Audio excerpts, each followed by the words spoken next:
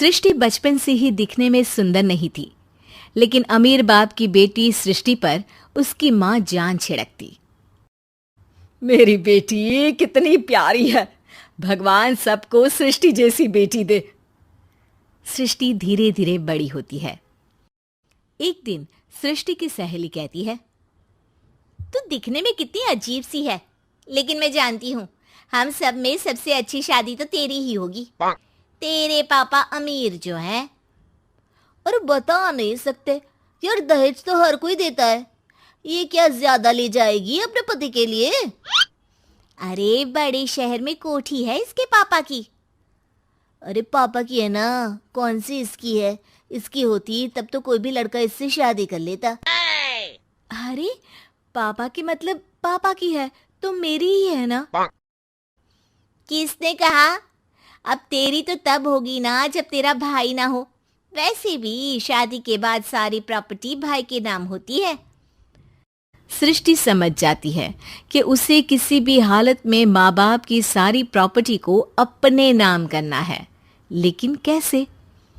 एक दिन सृष्टि का भाई शीनू कहता है, बहन क्या कर रही है? तुझसे एक बात करनी है। अरे हाँ करना, मैं तो तेरी बहन हूँ।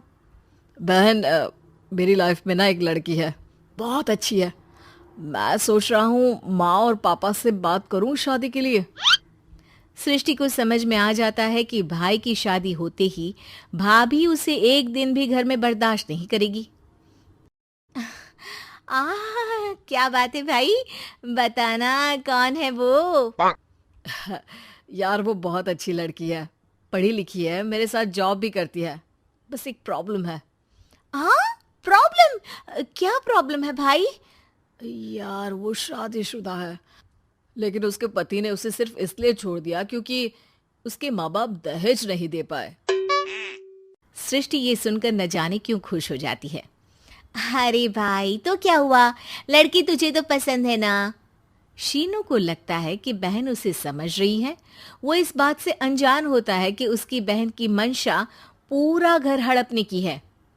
सृष्टि अपनी माँ से कहती है, मम्मी मुझे तो बहुत चिंता है। पता है शीनू क्या कर रहा है? अरे क्या कर रहा है? वो तो काम पर जाता है और वापस घर आता है। नहीं ना माँ, वो यही तो नहीं कर रहा, बाकी सब कर रहा है। आपको पता है उससे प्यार है, और वो भी एक शादीशुदा लड़की से। हैं? ये क्या हो गया? मैं सोसाइटी में क्या मुंह दिखाऊंगी? अरे तेरे पापा तो यही कहेंगे कि मैंने ही उसे बिगाड़ दिया है। माँ देखो, मेरी बात मानो, पापा पर भी विश्वास करने की जरूरत नहीं है। अब आप ही बताओ, पापा इतनी देर घर के बाहर रहते हैं क्यों? बोलो। अरे बेटा वो तो नौकरी करते हैं ना। तू बहुत भोली है माँ। पापा का ऑफिस तो 7 बजे खत्म हो जाता है, लेकिन देखो कितनी देर से आते हैं।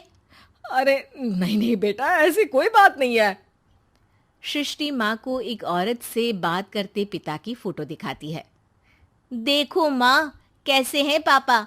मैं ना कहती थी कि पापा सही नहीं है। मैं तेरे पापा से बात करूंगी, दे फोटो मुझे। ओ माँ, वो तो डिलीट हो गई। लेकिन चल, तूने तो देख लिया ना। पापा से बाद में बात कर लेना, और हाँ मेरा नाम बिल्कुल मत लेना। हाँ माँ। अब क्या था, सृष्टि के माँ और पिता के बीच झगड़ा होना शुरू हो जाता है। सृष्टि के मन में क्या चल रहा था कोई नहीं जानता था। एक दिन, माँ सृष्टि के लिए एक लड़का देखा है, वो लोग शाम को उसे देखने आने वाले हैं। और हाँ माँ, एक खुशखबरी, मैं और पापा मिलकर एक नया बिजनेस ट्राई कर रहे हैं। शाम को लड़का आता है, सांवले रंग का। सृष्टि को तो बिल्कुल भी पसंद नहीं आता। लड़की की माँ कहती है, लड़की का चेहरा तो कोई खास नहीं, लेकिन अगर मेरे बेटे को आप लोग सेटल कर दें तो मैं उसकी शादी आपकी बेटी से करवा दूं। सृष्टि को लड़का बिल्कुल पसंद नहीं था। उसे भाई पर गुस्सा आ जाता है। लड़के वालों के जाने के बाद कहती है, माँ देखा शीनू मेरे लिए कैसा लड़का लेकर आया, न दिखाने लायक न सुनने लायक, सेटल भी नहीं, वो भी हम करे। अरे माँ, मैं जानती हूँ ये मेरी शादी किसी भी घर में क्यों करवाना चाहता है। अरे कैसी बात कर रही है बहन? तूने तो देखा ना, लड़के को मैंने ही मना कर दिया तुझसे शादी के लिए। जिसने लड़का बताया था उसने उसकी बहुत तारीफ की थी। बात आई गई हो जाती है, लेकिन सृष्टि का मन शांत नहीं होता। क्या करूँ, कुछ समझ में नहीं आ रहा। मेरी शादी हो गई तो ये लोग पूरी प्रॉपर्टी शीनू के नाम कर देंगे। मेरे हाथ तो कुछ लगेगा ही नहीं। तभी सृष्टि को आइडिया आता है। वो किसी वकील को फोन करती है।